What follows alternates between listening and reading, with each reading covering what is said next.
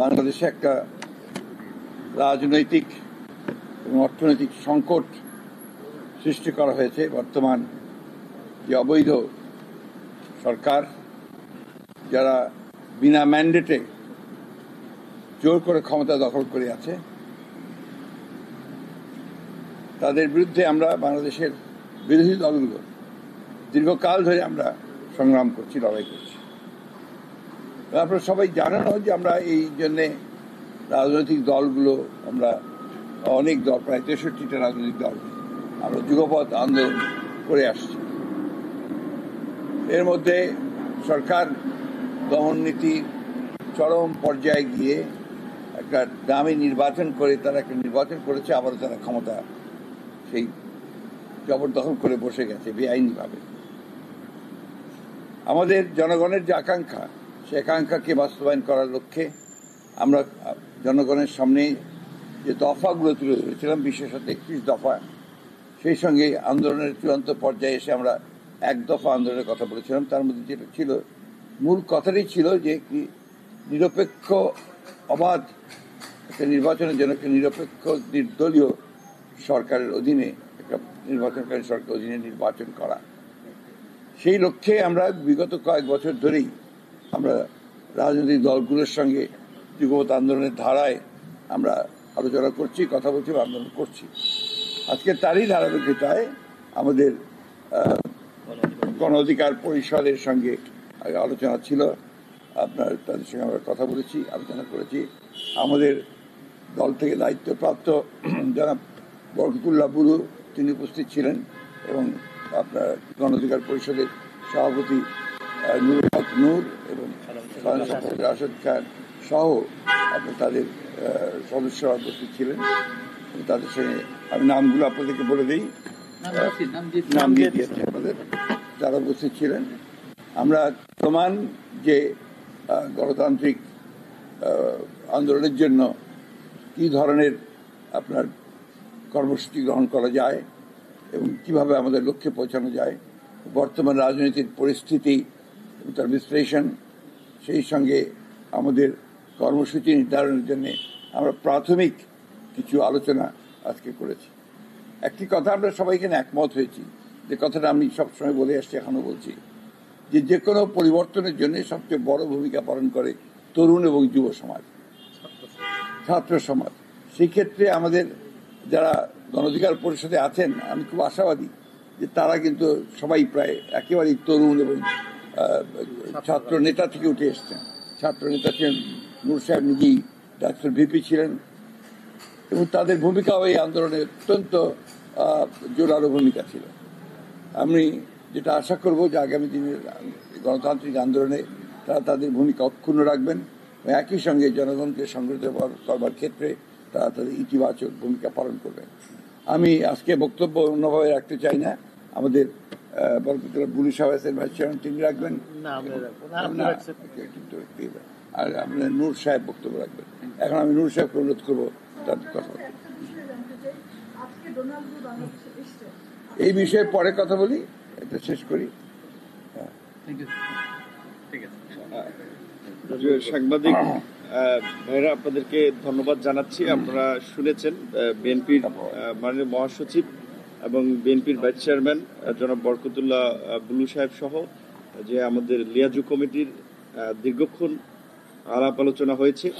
আলাপ আলোচনায় আমরা আমাদের আন্দোলনের অতীতের বিষয়বস্তু নিয়ে আমরা পর্যবেক্ষণ করেছি, এবং সেখানে জনগণের যে এত জনসমর্থন ছিল, জনগণের স্বতঃস্ফূর্ত রাজপথের উপস্থিতি ছিল, সেটা রাষ্ট্রযন্ত্রকে ব্যবহার করে সরকার যেভাবে দমনপীড়ন করেছে এবং আইন আদালতকে অস্ত্র হিসেবে ব্যবহার করে নির্মূল করে দেশে একটি একদলীয় শাসন কায়েমের জন্য সরকারের যে অপচেষ্টা, সেটি নিয়ে আমরা সবাই সতর্ক আছি। এবং এই যে 63টি রাজনৈতিক দলের যে যুগপৎ আন্দোলন হয়েছে, এই স্বৈর শাসনের অবসান ঘটিয়ে আগামীর নতুন রাষ্ট্র ব্যবস্থা গড়ে তোলা না পর্যন্ত এই রাজনৈতিক দলগুলোর যুগপৎ আন্দোলন চলবে। আপনারা একটা বিষয় স্পষ্ট জানেন যে নির্বাচনের আগে এই 63টি রাজনৈতিক দল আগামীর বাংলাদেশকে কেমন দেখতে চায়, কোন কোন জায়গায় পরিবর্তন চায়, সেইগুলো নিয়ে কিন্তু আমরা 31 দফা একটা রাষ্ট্র মেরামতের কর্মসূচি দিয়েছি, যেখানে আমাদের অর্থনৈতিক ব্যবস্থা, স্বাস্থ্য ব্যবস্থা, শিক্ষা, চিকিৎসা, আমরা প্রায় রাষ্ট্রের সমগ্র বিষয় সম্পর্কে আমাদের একটা সম্যক ধারণা 31 দফাতে দিয়েছি। তো নির্বাচন করার জন্য যে সরকার বিরোধী দলের প্রায় 32,000 নেতাকর্মীকে জেলে নিয়েছে মহাসচিব সহ, এবং তার সরল স্বীকারোক্তি সরকারের মন্ত্রীরাই করেছে। কাজে সেই অবস্থায় তো আন্দোলনকে কন্টিনিউ করে যাওয়া বিরোধী দলের জন্য অনেক ক্ষেত্রে হয়তো ডিফিকাল্ট ছিল, এবং সরকারের এই শয়তানি বুঝে ওঠার জন্য আমাদেরও বেগ পেতে হয়েছে। তবে আমরা সরকারের সব ধরনের ষড়যন্ত্র এবং শয়তানি আগামীতে মোকাবেলা করার জন্য আমরা প্রস্তুতি নিচ্ছি, এবং সেই ধরনের কর্মকৌশল নিয়ে আগামীতে আন্দোলনকে বেগবান করা হবে। এই আন্দোলনের সাথে যারা ছিলেন রাজনৈতিক দলের নেতাকর্মী থেকে জনগণ, তাদেরকে আমরা পুনরায় আবার শক্তি নিয়ে আমরা উঠে দাঁড়ানোর আহ্বান জানাবো। এবং বিশেষ করে মহাসচিব সবসময় ছাত্র, যুবক, তরুণদেরকে এগিয়ে আসার জন্য বলেন। এটা তো সত্য যে এই বাংলাদেশ তথা এই উপমহাদেশের সমস্ত গণতান্ত্রিক আন্দোলন সংগ্রামে জনগণের অধিকার আদায়ে ছাত্র, যুবক, তরুণরা অগ্রভাগে ছিল। মহাসচিব সহ দেশবাসীর যে ছাত্র, যুবক, তরুণদের নিয়ে যে আশা এবং প্রত্যাশা, গণ অধিকার পরিষদ একটা তারুণ্যের দল হওয়ায় ইনশাল্লাহ আমরা অতীতে যেভাবে রাজপথে ছিলাম, আগামীতেও সেই একই ভূমিকা নিয়ে শত ত্যাগ স্বীকার করেও নির্যাতন, নিপীড়ন, দমন পীড়নের মুখেও দেশের মানুষের অধিকার আদায়ে আমরা রাজপথে থাকব। এই আহ্বান রেখে আমাদের আমার বক্তব্য গণ অধিকার পরিষদের পক্ষ থেকে শেষ করছি। আপনাদের সবাইকে ধন্যবাদ। আমাদের মাননীয় মহাসচিব আপনাদের বিস্তারিত বলেছেন এবং নূর সাহেবও বলেছেন।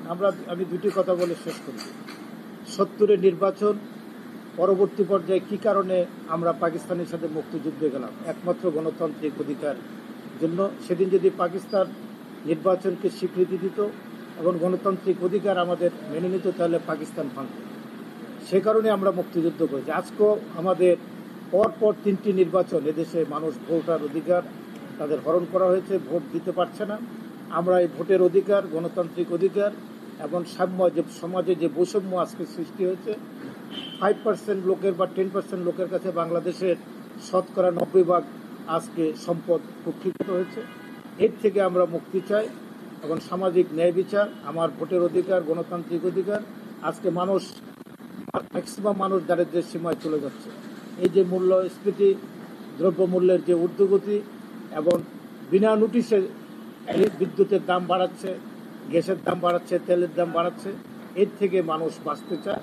এই জন্যই আমরা আমাদের যে এটা চলমান প্রক্রিয়া, 28 অক্টোবর আগেও আমরা এই সমস্ত রাজনৈতিক দলগুলোর সাথে 63টি রাজনৈতিক দল নিয়ে আমরা যুগপথ আন্দোলন করেছি।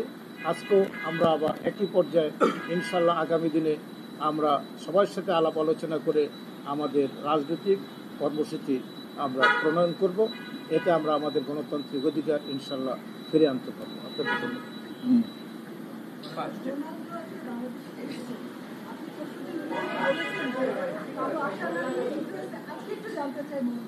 না, আমরা বরাবরই একই কথা বলছি। আমরা বাংলাদেশের জনগণ কারো উপরে নির্ভর করে কারো গণতান্ত্রিক অধিকার ফিরিয়ে আনবে, এটা আমরা মনে করি না।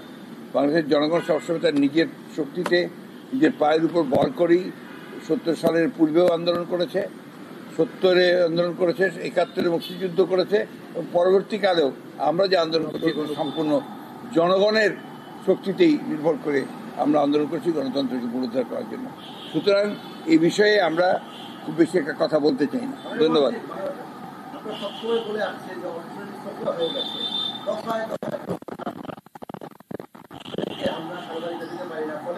অনেক গুজব কিন্তু ছড়াচ্ছে। আসলে কোন পর্যায়ে আছে? একেবারে ভয়াবহ পর্যায়ে। এই যে খাদের কিনারায় গেছে, এটা পড়ে যাবে। ধন্যবাদ।